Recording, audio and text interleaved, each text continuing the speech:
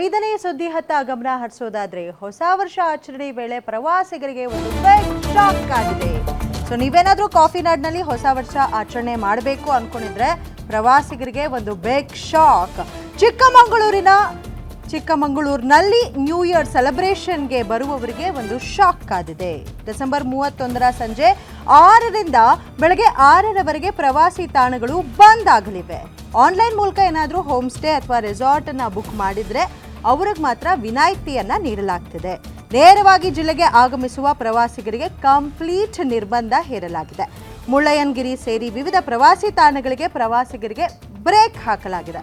ಕಡೂರಿನ ಮದಗದ ಕೆರೆ, ಸೀತಾಳಯ್ಯ ನಗರಿ ಪ್ರವಾಸಿ ತಾಣಕ್ಕೂ ತಡೆಯನ್ನ ಹೇರಲಾಗಿದೆ. ಚಿಕ್ಕಮಗಳೂರಿನ ಪ್ರಮುಖ ಪ್ರವಾಸಿ ತಾಣಗಳ ಮೇಲೆ ಕಾಕಿ ಕಣ್ಗಾವಲನ್ನ ಇಟ್ಟಿದೆ.